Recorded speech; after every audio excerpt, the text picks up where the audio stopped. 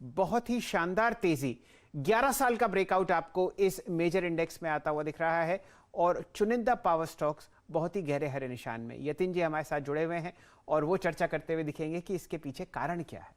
मोहता साहब, तो शय जी देखिए, पावर सेक्टर में ना ही सेक्टर चल रहा है लेकिन सरकार की तरफ से भी एक्शन आ रहा है। जहां तक कि सरकारी पावर कंपनीज का सवाल है, आपको दिखेगा कि एनएचपीसी, एनटीपीसी और पावर ग्रिड जैसे शेयर्स 52 हफ्तों के हाई पे है। और इसका सीधा कारण है कि सरकार एक बड़ा अमेंडमेंट इलेक्ट्रिसिटी एक्ट में करने वाली है, जहां पावर की चोरी को लेके और स्मार्ट मीटरिंग से लेके काफ़ी सारे प्रावधान किए गए हैं। ऑब्वियसली ये स्टेट गवर्नमेंट्स इसको फॉलो करेंगी और स्टेट गवर्नमेंट अपने रूल्स फॉलो करेंगी। लेकिन जहां तक कि पीएसयू पावर स्टॉक का सवाल है, वैल्यूएशंस भी काफ़ी अट्रैक्टिव हो चुके थे। ये एंटी ईएसजी थीम जो मार्केट में चल रहा है, उसका सीधा नतीजा आपको यहाँ दिख रहा है। इसके अलावा जो हमने डिमांड देखी है पावर की, अगस्त महीने का डेटा आपको दे रहा हूं। अगस्त में पावर डिमांड लगभग 16% बढ़ी और प्री कोविड लेवल से ये 3% ज्यादा है। तो आप सीधी तरीके से ये देख सकते हैं कि इकोनॉमिक एक्टिविटी किस हिसाब से बाउंस बैक कर रही है और पावर डिमांड किस हिसाब से देश में वापस आ रहा है। तो क्लियरली जो पावर डिमांड है वो बढ़ रही है और जिस हिसाब से अंडर वैल्यूएशन है सेक्टर में, वो आपको कहीं ना कहीं दिखाई दे रहा है। परफॉर्मेंस की बात करें तो जेएसडब्ल्यू एनर्जी जैसी निजी कंपनियां 55% ऊपर है एक महीने में। एनटीपीसी जैसा शेयर जो हम लेगार्ड मानते हैं वो 22% ऊपर है एक महीने के अंतराल में।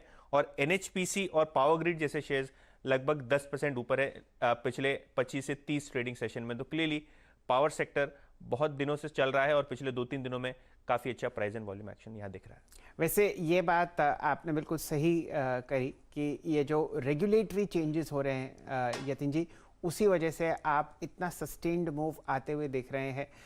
साथ ही साथ आप देखिए ग्लोबल डिमांड जो बढ़ती हुई दिख रही है कोल एसेट्स की, उस वजह से क्या शानदार तेजी आपको कोल इंडिया में आती हुई दिख रही है। अब एक्चुअल खादान में से निकलता हुआ ब्लैक डायमंड आपको दिखेगा कोल इंडिया का काउंटर। जोड़ते हैं यहाँ पर राहुल शर्मा साहब को। राहुल जी, पावर सेक्टर की चर्चा आपके सामने, लेकिन हम लोग आज और बाजार भी बहुत ध्यान दे रहा है कोल इंडिया पर। एक रणनीति यहाँ पर सेट कीजिए। देखिए, कोल इंडिया हमने लगातार आपके चैनल पर बाय किया है, रेकमेंड किया है और स्टॉक की परफॉर्मेंस बड़ी शानदार रही है। स्टॉक सबसे अंडर परफॉर्मिंग स्टॉक था पीएसई बास्केट में और ये अंडर परफॉर्मेंस इस महीने बहुत ही बड़ी आउट परफॉर्मेंस में तब्दील हुई है। तकरीबन 27% कोल इंडिया इस महीने ऊपर है। मेरे हिसाब से ये सिर्फ एक शुरुआत है। मैं सरप्राइज नहीं होऊंगा कि ये स्टॉक 200 का लेवल भी क्रॉस करे और अक्टूबर महीने में आपको यहाँ से भी अच्छी अपसाइड देखने को मिले। तो आई थिंक जो भी कोई डिप अगर आती है तो बाय करने की चेष्टा करे।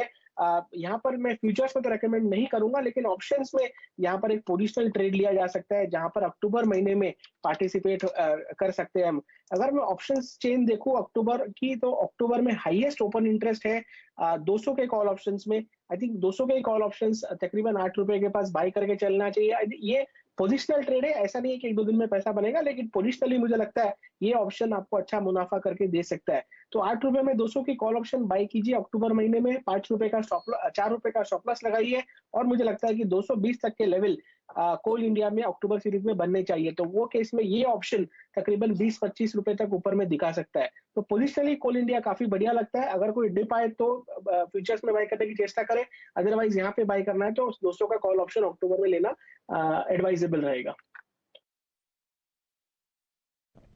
ओके, तो अगर आप देखें तो यहाँ पे अक्टूबर का 200 का कॉल, इसको अपने जहन में